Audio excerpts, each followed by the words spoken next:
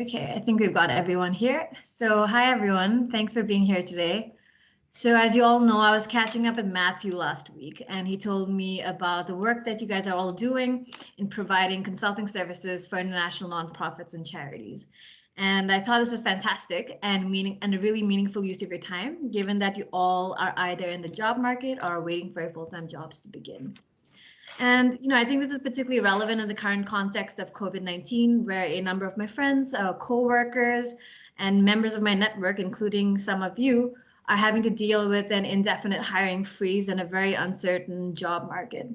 And so I thought it'd be useful to get you all together and talk about your experiences working as a consultant in social impact while you navigate your full-time careers, or maybe this can turn into a full-time career for some of you.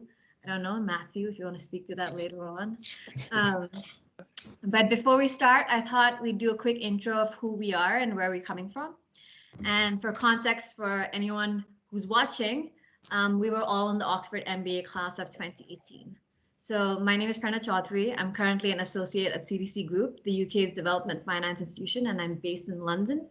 I'll pass it over to you, Daniela, and then you can pick who follows you in introducing themselves. Hi everyone, this is Daniela Gheorghe, and I'm currently based in UK as well, working for AEW Consulting and running two other projects of my own as well in consulting. Daniela, do you want to pick some? Yeah, Caroline. Hi everyone, I'm Caroline Duprat. I'm based in New York currently. I've been interviewing for roles here in food and beverage and food systems. Sergio, you want to go next? Yeah, thanks, Caroline. Sergio Navarro, based in Minneapolis, Minnesota, working with AEW, as well as doing global surgery research work currently. Matthew, over to you. Hi, everyone. First of all, thanks, Prerna, for doing this. Very touching for you to do that. So I'm Matthew, French-American, finished the MBA like everyone else, was kind of nomadic for a few months, now in Phoenix, Arizona, and been working for AEW Partnership, so Esterita, Aldrich and Ward, boutique consultancy for the past 6 months. I guess kind of taking a de facto coordinator role, also doing a few other projects we could talk about. But maybe Omar, you want to finish off the introductions? Hi everyone, I'm Omar. I'm an Egyptian. I'm currently based in the UK, also working with the team at AEW on several projects in Egypt and elsewhere.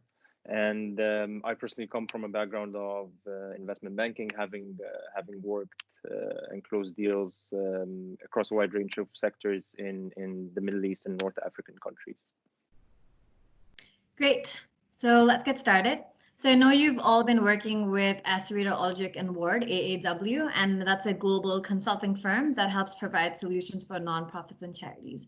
So I'd love to hear more about the projects you've been working on and how the partnership came about. And I'll start with you, Matthew, as I know you were the originator of the partnership. Yeah, thanks, Prerna. So I guess there's a bit of serendipity. I saw a role posted in August of last year on LinkedIn, so just decided to apply. It seemed really appealing. I always had an interest in international development. During the year at Oxford, I was fortunate to lead a team in the Oxford Development Consultancy, which really sparked my interest in the space. So I applied and was perhaps quite persistent in asking for an interview, and they were kind enough to interview me in September. So I got to meet the partner, Tobin.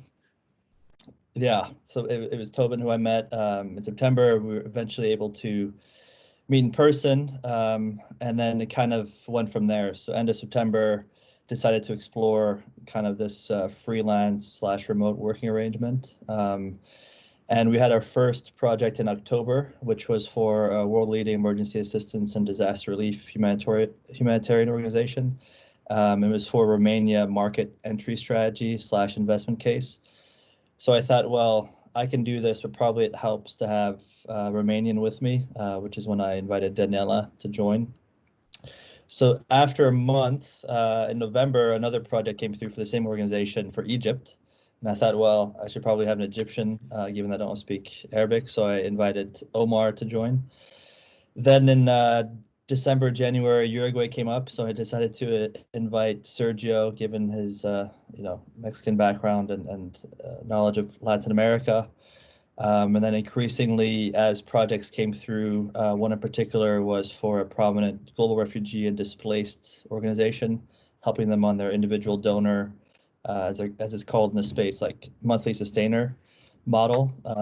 I decided to utilize more of Sergio, given his Goldman Sachs background, in addition to Omar. Most recently, we've been doing work with a nonprofit in children well-being cause. So that was kind of examining emergency fundraising and funding, kind of doing a benchmark analysis. In addition to that, Tobin asked us to do more work in his organization, so I decided to invite Caroline to join us, just given her French and multilingual experience and the European exposure. So that's kind of what we were doing. And we have a few projects in the pipeline, which we can talk about more, but we may be doing work for a disability rights organization, maybe looking at a digital fundraising solution for this world-leading emergency assistance and disaster relief organization, as well as maybe some animal rights and social mobility work. So quite varied and yeah, pretty exciting ride for the past 6 months. That's incredible. And I'm really excited to hear more about it. And Daniela, I know you had a project that focused on remote Romania, and Matthew brought you on for your expertise being from that country. But how is that and working cross-sectorally and cross-nationalities with the rest of the team? So it's been a few months now. We started in November, as Matthew was saying, and initially just the two of us, and then we bringing Omar was becoming more and more diverse and interdisciplinary. I think for me it was extremely engaging, and I think we felt like we are kind of expanding the project of the MBA into the real world, and that was really exciting. To be honest, I prefer I like it much more now because we are like a bigger team. So seeing this 6 of us, actually 5, 6 of us together, coming from different continents. So we are working across 2 continents right now, from US and Europe, and we are working on different countries on all these projects that Matthew was mentioning. So to me, it's a really, it's a really exciting moment, kind of experiment, remote work, but very meaningful work, if I can say. No, that's really great to hear. And how has experience been, particularly as it's been a big switch for some of you? So what are some of the things that you've learned along the way, and what are your motivations for making the switch, even if it's temporary? And I'll start with you, Omar, because I know at a dinner a few weeks ago, well, I think it's probably been a few months since that dinner because it's pre-lockdown, you mentioned that you're working on things you had never worked on before. And so it'd be really interesting to hear his perspective on working on these projects. Yeah, sure. So I personally come, as you all know, from a pure investment banking / commercial investing career, but I was keen on a career in the impact investment space post MBA, with a focus on emerging markets, particularly Egypt and the wider African continent. I would say my motivation for making this switch, which is temporary at the moment, is one, I wanted to develop my consulting strategy and social impact skills to help me prepare for my post-MBA career. But at the same time, it was also a good opportunity to support myself and my family financially until I secure my full-time roles. I would say that overall, the experience for me has been eye-opening. Most of the work I've done was for developing a strategy for a leading civil society organization in Egypt. And I actually got a chance to travel to Egypt with one of the partners at AAW and meet key stakeholders in Egypt from the organization and from other competing organizations as well. And seeing, one, how strong the calibers working in the sector are, particularly in Egypt, and also how passionate everyone is about their work in the charity and civil society sector, sort of reinforced my keenness to continue seeking roles in the impact investing in the social impact space. when it comes to the consulting part of this endeavor, I would say something which is a little bit client specific. I was pleasantly surprised to see how this client specifically, there are so many things and so many simple solutions that we can help the client with, which can have a major impact on its fundraising strategy and capability. So overall, I would say the experience has been great learning experience. It reinforced my keenness to continue my exploration in the space and to continue to be engaged in the sector. No, that's awesome to hear you speak with so much passion, because I think that's what I see in the social impact sector among all of us and among all the people who decide to switch or join. So it's really great to hear that. And has the experience given you more perspective on social impact or made you think differently about the way you view your career or social impact? And this is for you, Caroline, because I know it's given you a certain perspective on social impact and also made you think about a potential switch. And so it'd be really great to hear more about that. Yeah, I think I can also speak to the little projects that I've been doing so far, and I've really enjoyed working with this team. I think already the MBA program very much expanded my horizons as to the impact space and thinking about sustainability. I came from the food and beverage sector prior to business school, and also worked in financial services.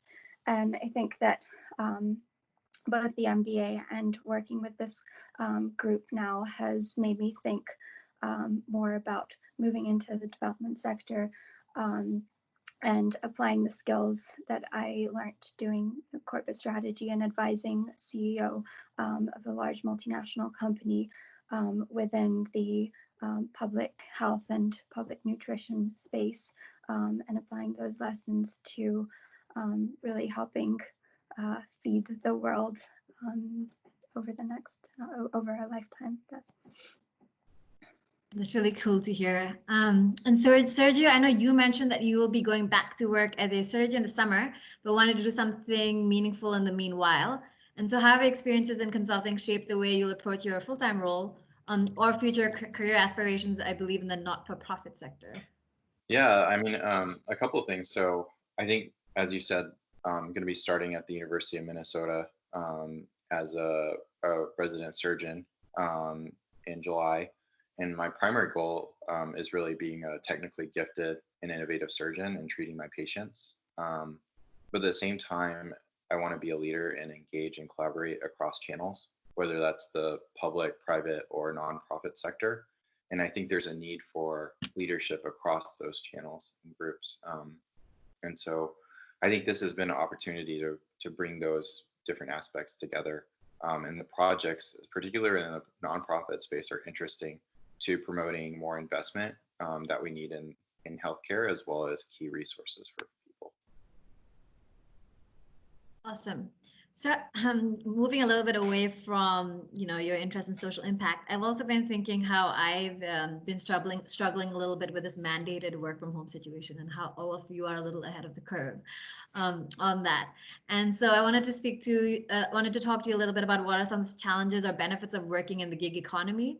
And I think it's interesting that COVID-19 has made work from home the norm, and I can't help that the gig economy will follow a similar pattern or future. And so, Omar, you mentioned the importance of consulting as a sector given the current environment, but that the challenges also exist of building track record and credibility. And I thought that dichotomy was interesting, and would also just like to hear more about it. Yeah, sure. So again, as you just mentioned, I think the current timing is definitely good for someone who wants to start doing consulting work, particularly working from home or supporting an institution or a freelance basis. I think we are in unprecedented times. A lot of the institutions across all sectors are going to struggle or are struggling already. Civil society organizations and charities in particular have been hit very hard, and people need consultants now more than ever.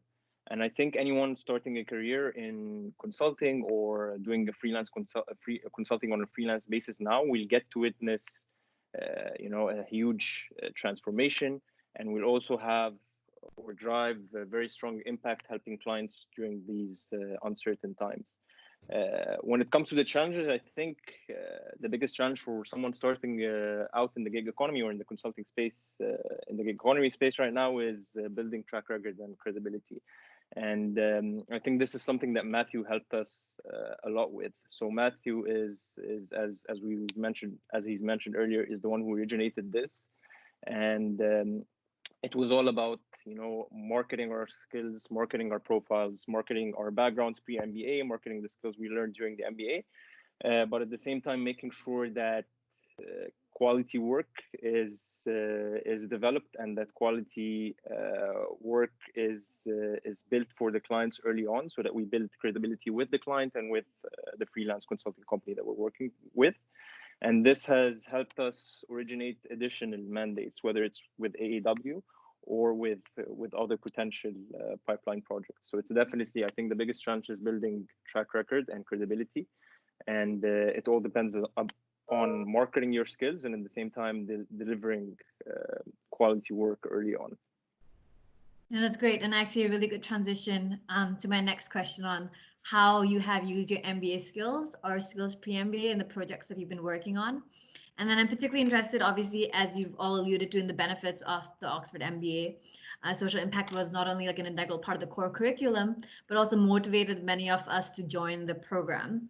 So how have your experiences come into play with the current work and thinking? And I'll start with Matthew and then pass the baton to Sergio. Yeah, thanks. I mean, I kind of joked. I looked at a dozen different universities in 5 countries before choosing Oxford. And the reason I chose Oxford was because of the social impact ethos. And, particularly we had a few modules that maybe I didn't appreciate at the time, but now looking back on it, we use, I certainly do in our projects. So the one in particular is the global threats and opportunities, kind of having like this framework or lens through which you can perhaps map like this overall system and look at problems through a multifaceted view. So kind of thinking through power relationships, stakeholders, different dynamics to kind of try to identify maybe different interventions that you wouldn't think of, at least I wouldn't think of prior to the MBA. I think further to that is like this idea of inclusive and responsible business leadership. So, increasingly this notion of multi-stakeholder model, I think, is overtaking the shareholder primacy with the Milton Friedman kind of driven thinking. COVID-19 has really exposed a lot of, I think, the vulnerabilities or deficiencies in the current economic model. Certainly in the United States, from the likes of healthcare access to kind of inequalities. So I furthermore think that Oxford kind of helps prepare us to perhaps be the leaders of tomorrow. And then also, I think, kind of take up the mantle, not really wait for someone to come save us, but try to be proactive and be part of the solution rather than just kind of, worrying about what the problems are. So, I mean, I guess our MBAs are allowing us in some small way to perhaps contribute to a bit of the alleviation of the suffering and of like this unprecedented situation. So yeah, a lot of skills that the MBA has, I think, built up and we're able to deploy in a really actionable way that you don't really appreciate until perhaps after you graduate. That's awesome. And Sergio, I know you were also not only talking about the Oxford curriculum, but also talking about your life before. So I'd love to hear how you brought those in to your experiences now. Yeah, thanks, Prerna. So for me, a lot of it was leaning on my skill set, combining engineering from MIT and business and finance models from Goldman, and some of my experiences in startup work in healthcare space. And I think that on top of my Oxford experience, it helps me be multi-dimensional and coming up with a strategy with whatever the organization is we're working with. In some cases, that's building a financing model that's responsive to economic and societal impacts, thinking about a global pandemic. And in some cases, it's mapping a system of a healthcare ecosystem, whether it's in Latin America or sub-Saharan Africa, starting at the individual hospital level as they respond to the crisis and working our way up to the country level. And so I really think that ties into Oxford in that we're using the same strategies that we learned at GoTo to really map the system before we try to analyze the solutions. And it gives us a panel and kind of a armory of potential solutions, and we tailor the best one for that. So I've really found Oxford, whether it's learning about the circular economy, or go-to or global strategy and thinking about storyboarding, I found all of it really applicable on top of my skill set. That's really cool to hear. Makes me really happy. And finally, what are your thoughts on the need for collaboration, given the current environment? I think all of you just like are a living testament to that. But I think, we've all been hearing sectoral coordination as a buzzword for a while now, and the importance of it, but think that it now is a reality and a necessity given the virus isn't limited to specific sector or a demographic or a country. So Matthew, I would love to hear about your experiences in bringing this team together and seeing this cross-sectoral coordination play out in real life. Sure, and I'd love for everyone else to speak to it, but I mean, frankly, we wouldn't have been able to do what we've done without everyone contributing. Whether it's modeling from the end of Omar and Sergio, bringing their investment banking toolkits and trying to crack, let's say market entry strategy or quantifying the opportunities, through to Daniela looking through the lens of like social entrepreneurship and her ed tech background in India, being maybe more empathetic than some of us who are in the corporate backgrounds, all the way through having Caroline, with her kind of like market strategy and understanding of how to analyze trends for us to create new templates. It's like that idea of the sum of the individual parts are greater than, like, the whole is greater than the individual parts. And I think there really is this idea of like perspective and diversity of thought does, sometimes challenge your initial assumptions or opinions, but in the end, it really creates a better outcome.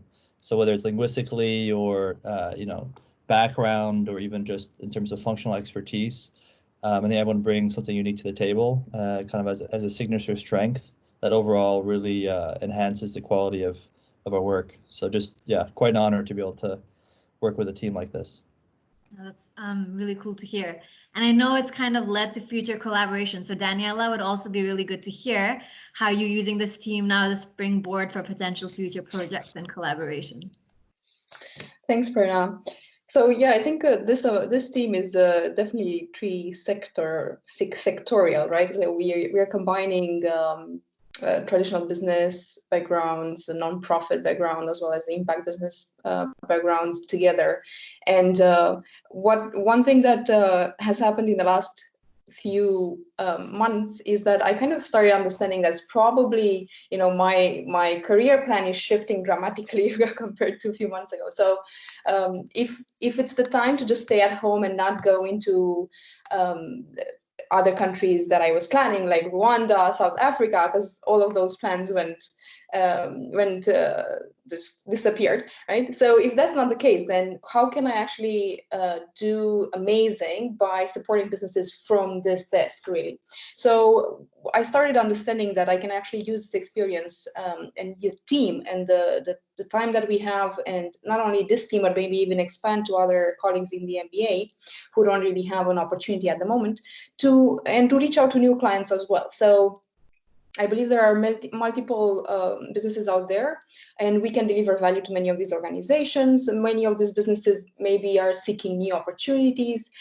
They might be intermediaries, they might be nonprofits who want to support individuals and companies affected by coronavirus.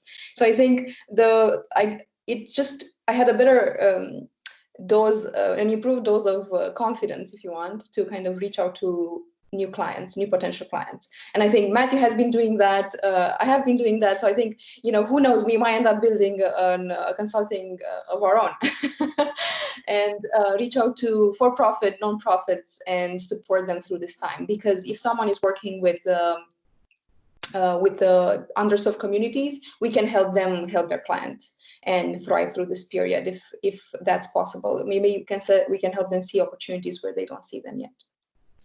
That is a great transition to what are all your plans for the next few months. I know it's a difficult time to plan ahead for some of you, but just wanted to know how you guys are thinking about it, even if it's slightly abstract at this point.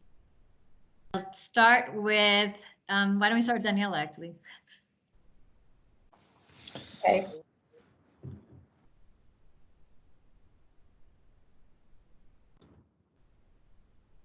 over there.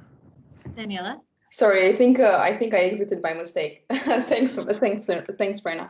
So I'm currently working with AAW, but also with another client to build a proposition for access to relief capital for small businesses and growing businesses in East Africa, and also trying to build a pipeline of future customers. As I was saying, I'm particularly interested to support small businesses become investment ready, especially in these times, and that might mean investment ready for relief capital, or it might mean debt capital in the future, or even equity, but particularly for small businesses, small and growing businesses. And that's on one side. And on the other side, I'm interested to associate with growing businesses in emerging markets who work with underserved groups, because I believe that particularly the financial inclusion sector has a lot of opportunities at the moment. We can see a lot happening in education and the use of technology in different sectors to support people through their feature phone or smartphone, etc. So the exciting piece for me is to kind of expand the pool of clients, as I was saying.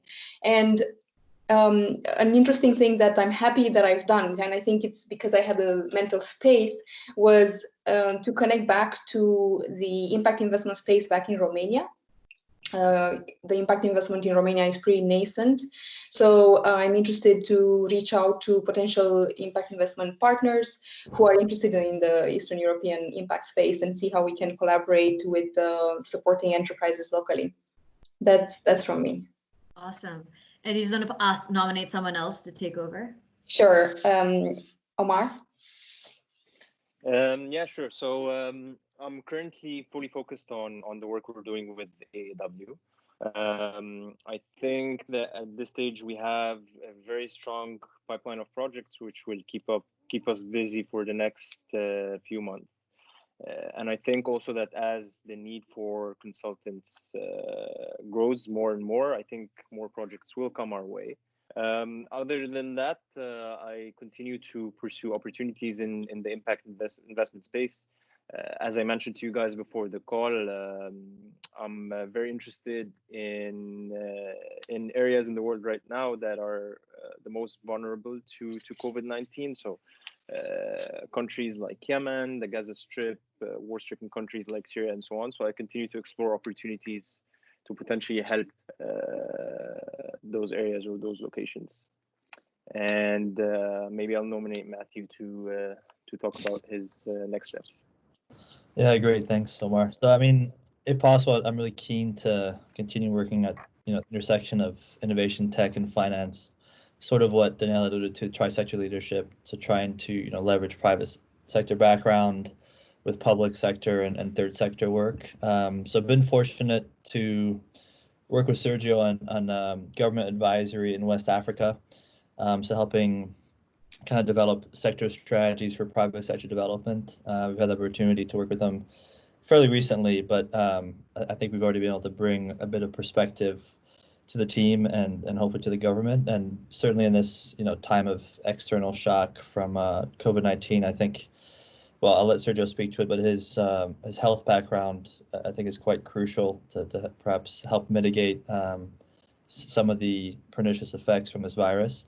But yeah, I'm staying flexible as well and pensively optimistic. We have had expression of interest from another consultancy, so I'll be speaking to them this week, in fact, and obviously pitching the team and seeing how we can come in and add value. I think lastly, I'll just end on the note of for other people perhaps job hunting.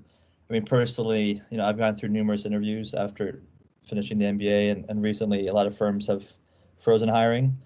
But I do think positioning oneself to kind of be like a low risk option where you can come in on a short-term basis, prove yourself, sort of what Omar said, you build credibility, you build track record, let the good work speak for itself, seek excellence. Don't take things personally if you have critiques. Try to always improve yourself and improve the work that you're doing. And I think it pays for itself. And then along the way, try to bring people with you. So, I mean, I think it's very heartening that Daniela wants to involve other people. I'm thinking about our class, how do you involve others? But then if it's mentorship or, maybe even doing donations, I mean, definitely we're fortunate to be Oxford MBA graduates. So there's perhaps a bit of privilege here. And I think, we owe it to help other people out. So I'm going to continue to try pulling what is it called? Like calling the elevator back up, just because I think we've all been pretty fortunate, whether it's by circumstances or, I think our own merits to an extent to be where we are. So a bit of humility goes a long way, I would say. Yeah. Maybe I'll have Sergio follow up. Yeah, thanks, Matthew. So, it's been really incredible to be a part of this team. Everybody brings a really unique skill set, and working on the project with the government in West Africa to kind of see what we can do to help them systematically address the challenges, both in the healthcare sector faced with COVID-19, as well as the broader industrial sector, and see if there's any synergies. So one of the things that we're looking at is repurposing factories and industrial lines to produce equipment that may not be readily available, as we've seen supply chains break up across the globe as a result. For me, this summer I'll be starting as a resident surgeon physician at the University of Minnesota in the Department of Surgery, and I'll also be developing a new program, the Global Surgery and Disparities Program, focused on both global surgery and rural surgery in parts of the United States, as well as focused on underserved care to the Native American populations. And I really think that a lot of the skill sets that I've been able to learn from everybody and see will be used to continue to build partnerships across sectors as we try to get through this challenging time, improving access to care and essential surgery globally. Well, I know, Caroline, maybe you could add a few things where we're to next. Sure. Thanks, Sergio. So at the moment, I'm focused on market research in Switzerland for AAW, and hoping that some more projects will come down the pipeline there as well. Additionally, I've been trying to connect with colleagues in food and beverage systems and stay on top of what's happening to that sector. I attended an online conference last week, and I think there are a lot of great things that are happening virtually and great ways to stay on top of news coming in. I've also partnered with my undergrad college to help support some of the students there who are having difficulties finding opportunities, especially the graduating class. So trying to support with my experience. That's amazing. And it's really inspiring to hear all of you being so optimistic in an otherwise extremely challenging situation. So I thank you all for sharing your thoughts in such a personal and authentic way. And I'm happy to know that even if your foray into social impact and international development is a temporary one, that we have all of you for the time being. And so, yeah, good luck. And for those of you who are watching and have gotten this far, I'll include everyone's contact details for anyone who wants to get in touch or are looking for an incredibly talented team of consultants. Take care, guys.